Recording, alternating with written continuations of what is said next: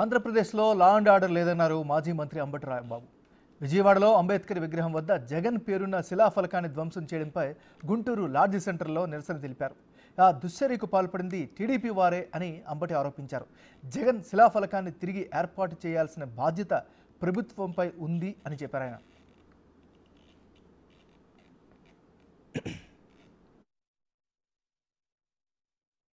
ఆటవిక రాజ్యంగా ఉన్నది తప్ప ప్రజాస్వామ్యంగా లేదు.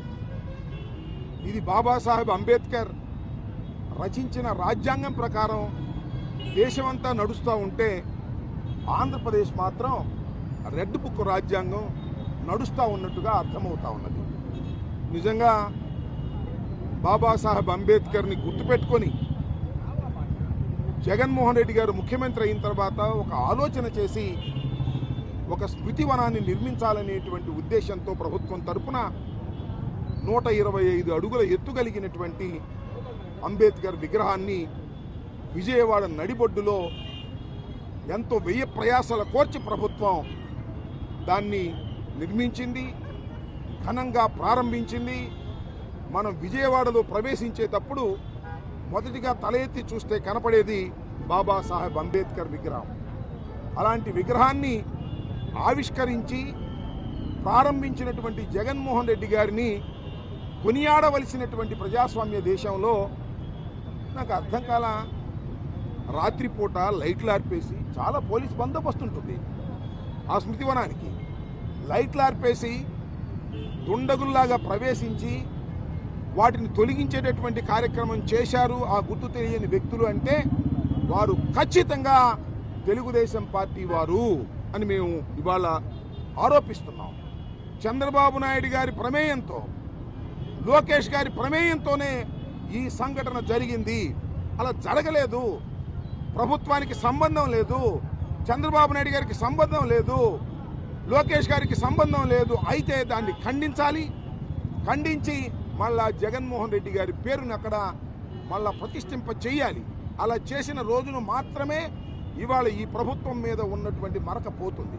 నేను చూస్తున్నా చాలా చోట్ల సెక్రటేరియట్లు ప్రారంభించారు జగన్మోహన్ రెడ్డి గారు, లేదా మరొక అభివృద్ధి కార్యక్రమాలు ప్రారంభించారు.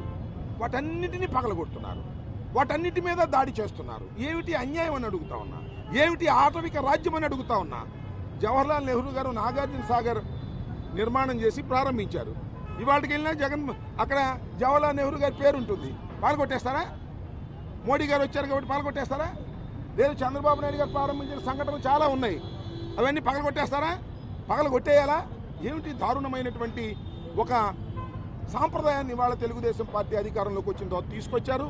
ఇది చాలా దురదృష్టకరమైనటువంటి సంఘటన. జగన్మోహన్ రెడ్డి గారు ప్రారంభించినందుకు మీకు కోపమా, లేక అంబేద్కర్ గారి విగ్రహం అంతెత్తున ఉందని ఓర్వలేని కోపమా? చెప్పాలి అని అడుగుతా ఉన్నా.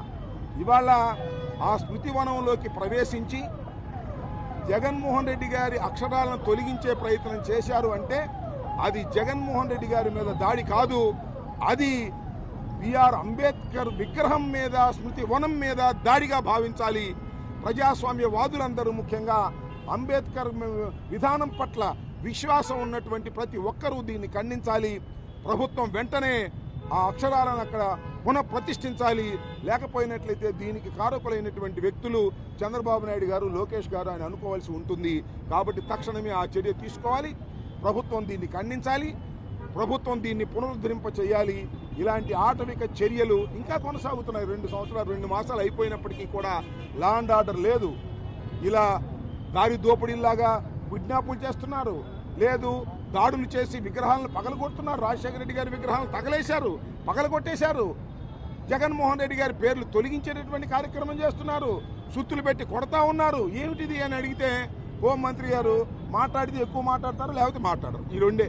మాట్లాడితే అధికంగా మాట్లాడి జగన్మోహన్ రెడ్డి గారిని దూషించడానికే హోంమంత్రి గారు ఉన్నట్టుగా కనిపిస్తుంది తప్ప లా అండ్ ఆర్డర్ను కాపాడటానికి, దుష్ట చర్యలను అరికట్టడానికి హోంమంత్రి గారు, హోం డిపార్ట్మెంటు లేనట్టుగా కనిపిస్తుంది. కాబట్టి మా డిమాండ్ ఏమిటంటే దీన్ని ప్రభుత్వం ఖండించాలి. దానితో పాటు వెంటనే జగన్మోహన్ రెడ్డి గారి నేముని అక్కడ పునరుద్ధరింప చేయాలి.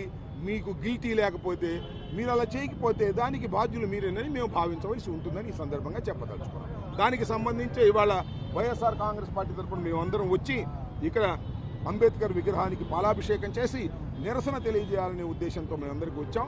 ఈ నిరసనని మేము బహిరంగంగా తెలియపరుస్తున్నాం. దీని మీద తక్షణమే చర్యలు చేపట్టాలని కూడా కోరుతున్నాం. కేసు రిజిస్టర్ చేయాలని కూడా కోరుతున్నాం.